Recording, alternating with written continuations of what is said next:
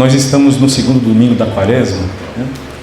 E a homilia desse final de semana tem por tema da luz da fé à luz da glória.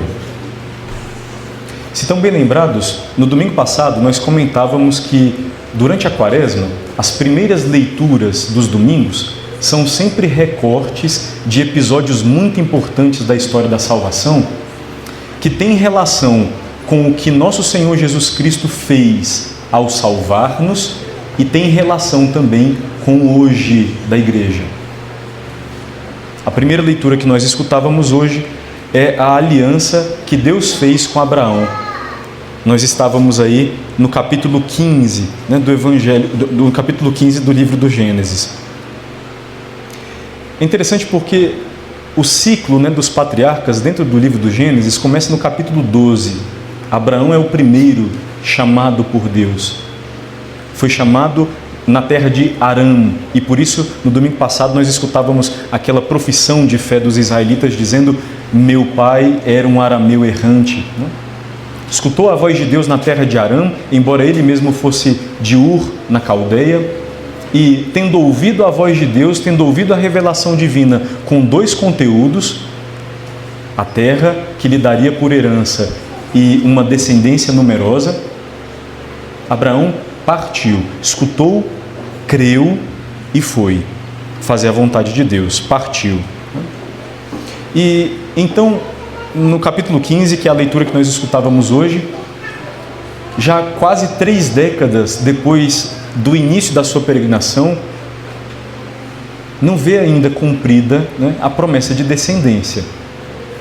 E Abraão, quando foi chamado por Deus, já era idoso, com sua esposa Sarai, à época. Eles não tinham ainda tido o nome mudados, nem ele de Abrão para Abraão, nem ela de Sarai para Sara. A primeira leitura de hoje começa com Deus resgatando a promessa de descendência, que é a promessa que tinha sido feita lá quando Deus se revelou a ele. Olha as estrelas que estão no céu. Pois bem, incontável como elas são, assim será incontável a tua descendência. E para manifestar o modo como levaria a sério, como seria fiel a essa promessa, Deus faz um pacto, uma aliança com Abraão. É esse chamado pacto de aliança. Era um ritual conhecido no Oriente Médio, mais ou menos na época em que Abraão viveu, que consistia na divisão, na partição das vítimas e, portanto, o derramamento do sangue. E as duas partes contratantes, as duas partes que faziam aquele acordo, passavam pelo meio das vítimas abertas, e com isso diziam que se fossem infiéis a qualquer aspecto do seu contrato, que lhes acontecesse a mesma sorte daquelas vítimas. Isso é uma promessa séria, um pacto solene e irrevogável. E as duas partes envolvidas passavam pelo meio das oferendas, pelo meio das vítimas. É isso que acontece na primeira leitura? Não. E aí está a novidade. Nós escutávamos a primeira leitura dizer que um torpor, um sono caiu sobre Abraão, e então Deus passou pelo meio das oferendas. Para dizer, Deus é quem faz uma aliança com Abraão. Esta aliança é uma aliança unilateral. É um pacto e uma iniciativa da parte de Deus. E Ele mesmo é quem arroga para si toda a responsabilidade em cumpri-la. É interessante, não? Porque nós escutávamos no final da primeira leitura dizer assim: caiu um sono profundo sobre Abraão, e apareceu um braseiro fumegante e uma tocha de fogo, que passaram por entre os animais divididos. Naquele dia, o Senhor fez a aliança com Abrão. No meio da noite, conta as estrelas, uma aliança, um pacto firmado por Deus, no meio de luz e fogo. Nós estamos a caminho, de uma noite em que, após derramamento de sangue na cruz, realizando também um pacto irrevogável, uma nova e eterna aliança, Deus ressuscitou seu Filho Jesus Cristo em meio à luz, é a luz do corpo glorioso de nosso Senhor Jesus Cristo, e em meio a fogo. Quando nós pensamos que a ação do Espírito Santo dentro da Sagrada Escritura é lida com esse símbolo também, não? Símbolo de renovação e de purificação. Quando nós pensamos que nosso Senhor diz, eu vim trazer fogo à terra e como gostaria que já estivesse aceso, está falando do Espírito Santo. Quando nós vemos em Pentecostes o Espírito Santo descer sobre os apóstolos, ele pousa sobre as cabeças dos apóstolos como em línguas de fogo.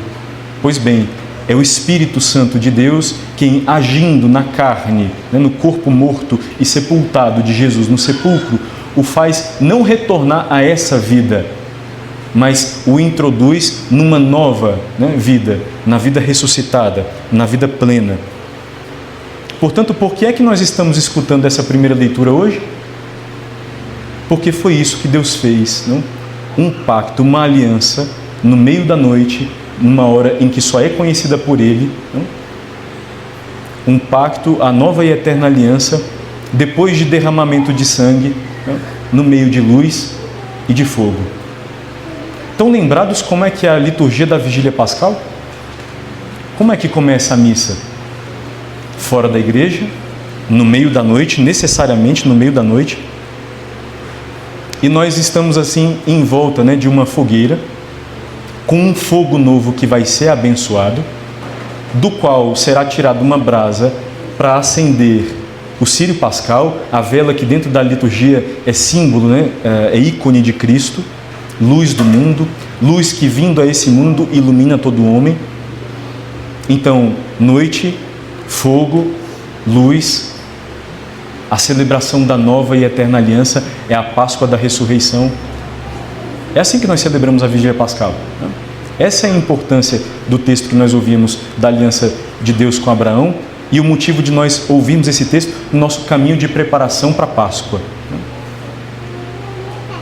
Atenção, porque na Vigília Pascal nós começamos a missa fora da igreja no meio da noite e nós percorremos uma procissão até a porta da igreja com as velas apagadas, tendo à frente de nós uma única vela acesa, que é o círio pascal, que é símbolo de Cristo. Nós lemos aí então uma espécie de símbolo da nossa vida, símbolo antes ainda do modo como nós fomos encontrados por Deus em meio às trevas da nossa ignorância, em meio às trevas do nosso pecado, da nossa morte espiritual, do nosso fechamento para Deus. Foi assim que nós fomos encontrados por Deus e é assim também a nossa condição assim de obscuridade nesse mundo, em meio às trevas desse mundo. Mas atenção, Jesus, luz do alto, que nos veio visitar, o sol do alto que nos veio visitar, como diz o Evangelho de São Lucas, é o nosso critério, é o nosso horizonte, é o nosso caminho, verdade e vida, é atrás dele, é seguindo que nós encontramos o caminho da salvação, que é Ele mesmo, que percorremos a senda da nossa salvação eterna, que é Ele mesmo. E por isso a gente vem no meio da noite peregrinando atrás da única vela do círio pascal, que é a luz de Cristo, para lembrar também sobre a luz da fé que foi acesa nas nossas almas, pela fé em Jesus, luz do mundo. E quando chegamos à porta da igreja, que as velas dos fiéis são acesas também, para dizer sobre o que aconteceu conosco quando nós fomos introduzidos entre os membros de Cristo no nosso batismo e quando nós fomos feitos membros da igreja também, quando entramos na igreja para ser seus membros, o que aconteceu conosco com o nosso batismo. Nós fomos iluminados por Deus, iluminados pela graça de Cristo, para caminhar nesse mundo com a luz e com o calor da fé em Deus acesa dentro de nós, dentro da nossa alma. Essa é uma plenitude nova, do que nós cantávamos no Salmo: o Senhor é minha luz e minha salvação.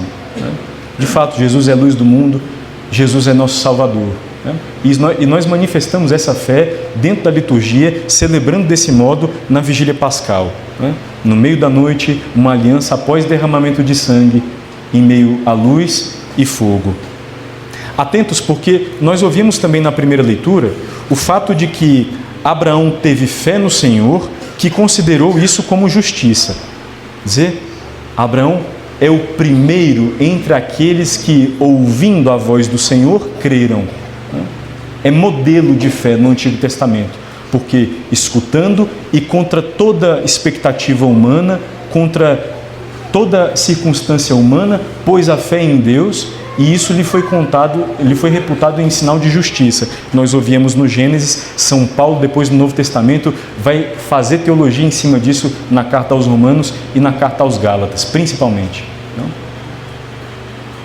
Mas o ponto é, essa fé que tem início em Abraão, ela é levada à plenitude pelo Filho Jesus, que a carta aos Hebreus chama autor e consumador da nossa fé. Abraão ouviu, acreditou e se pôs a caminho, se pôs numa peregrinação guiado pela voz e pela promessa de Deus. Na procissão da Vigília Pascal, nós vamos atrás da palavra eterna do Pai, do seu símbolo na liturgia, né, que é o Círio Pascal.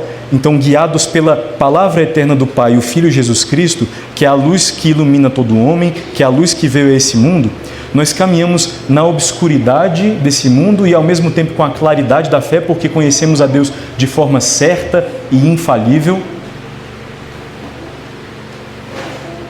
Nós caminhamos assim atrás, não de nosso Senhor Jesus Cristo, e nós escutávamos inclusive o Evangelho de hoje, no Evangelho de hoje, a voz do Pai dizendo: "Este é meu Filho, o escolhido, escutai-o." É o nosso caminho de fé nesse mundo, não?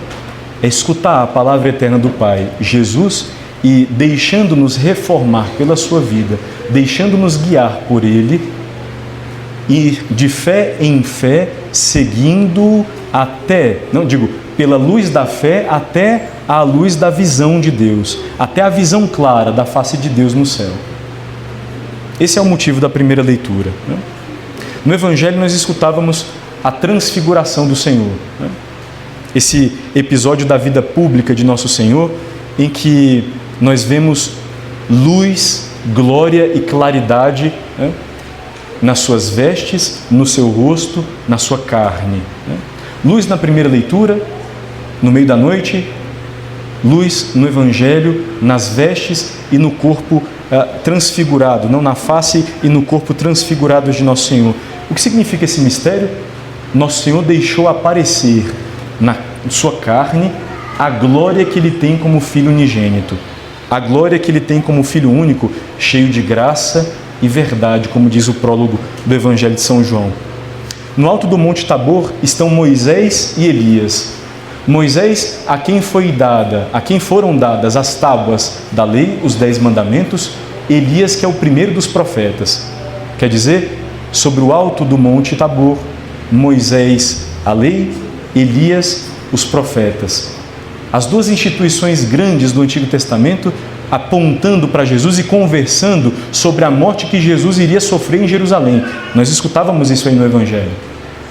Para dizer que esta morte aqui é morte redentora. Este sacrifício que foi oferecido na cruz é a culminância de tudo que Deus prometeu e fez no Antigo Testamento. É para lá, né, que vão a lei e os profetas.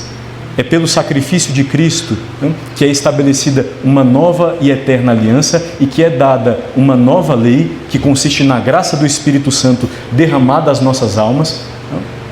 Como ia a profecia de Ezequiel dizendo, principalmente, não? Eu derramarei sobre vós o meu Espírito e o colocarei dentro de vós. Não escreverei mais a minha aliança em tábuas, em pedra, mas nos vossos corações. O sacrifício de Jesus é a plenitude da lei, é a lei nova. O sacrifício de Jesus é a culminância da sua pregação. Ele que não é só um profeta, ele que não é só um emissário, né, do Pai, mas é a sua própria palavra eterna, é o Filho unigênito. No alto do Monte Tabor não estão só Moisés e Elias, estão também Pedro, João e Tiago, 3 dos apóstolos. Os mesmos 3 que numa outra noite, a noite da agonia, a noite da aflição no Getsêmani, segundo a versão do Evangelho de São Mateus, são os mesmos três que o veriam desfigurado, que o veriam cheio de opróbrios, de aflição, de dor e suando sangue na sua aflição no Horto das Oliveiras. Então, São Leão Magno, mas também os padres da igreja, fazendo teologia, disseram: foi porque eles o veriam desfigurado e para que suportassem as aflições da paixão, foi que Nosso Senhor quis se manifestar previamente, antecipadamente a eles, manifestando a sua identidade divina e deixando-os ver na sua carne humana a glória que ele tem como unigênito, foi para que eles suportassem os sofrimentos e o padecimento da cruz.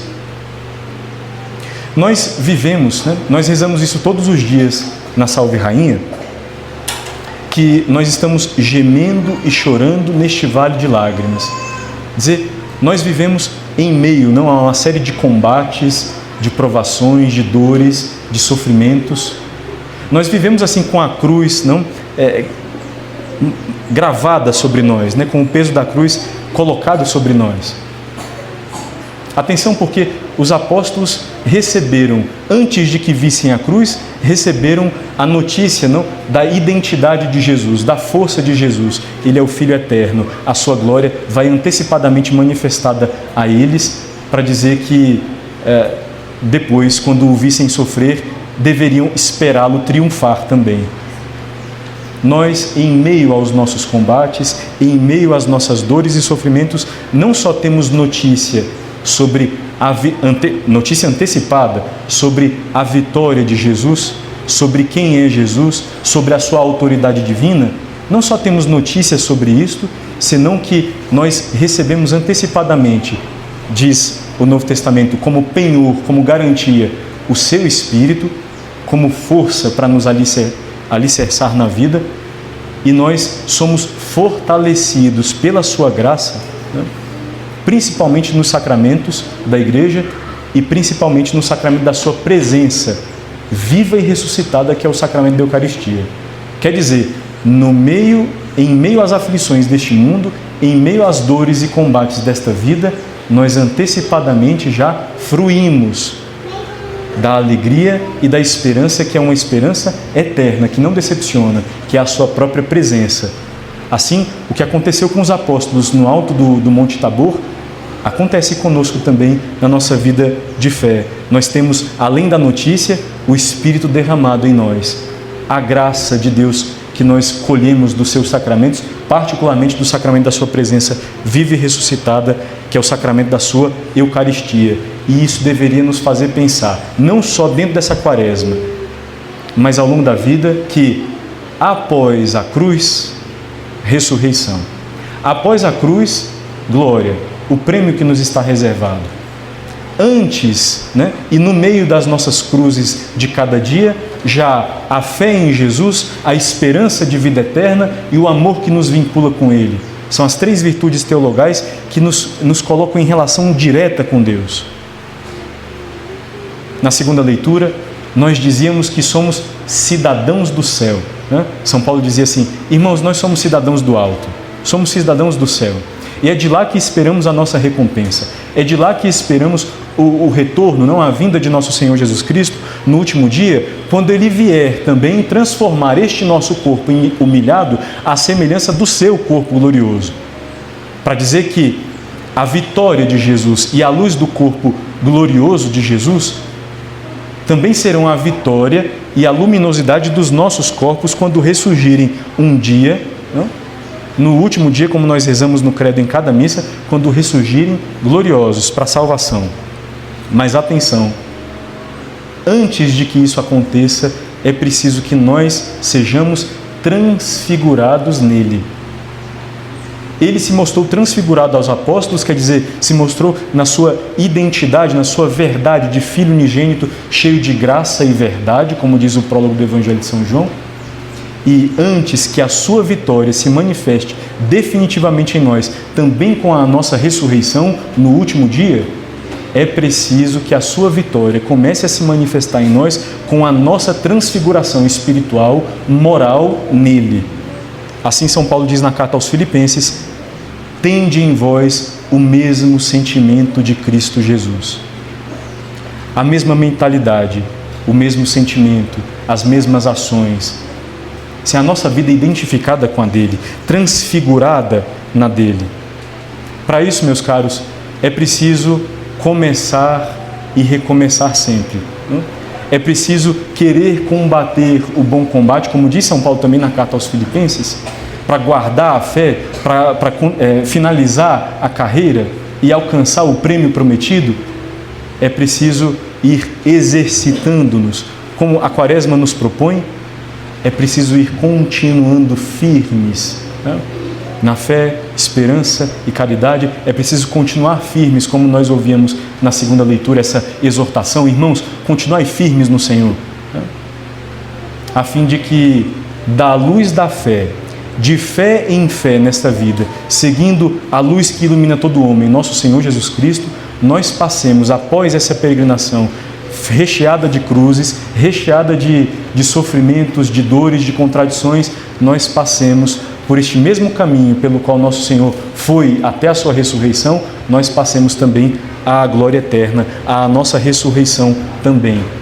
E assim diz o livro do Apocalipse sobre a Jerusalém Celeste: não haverá mais noite, não se precisará mais da luz da lâmpada, nem da luz do sol, porque o Senhor Deus vai brilhar sobre eles e eles reinarão por toda a eternidade. Pensar que da luz da fé nesse mundo, do seguimento de Jesus nesse mundo, nós estamos peregrinando até a visão clara, até a luz inextinguível da face de Deus no céu. Da luz da fé à luz da glória.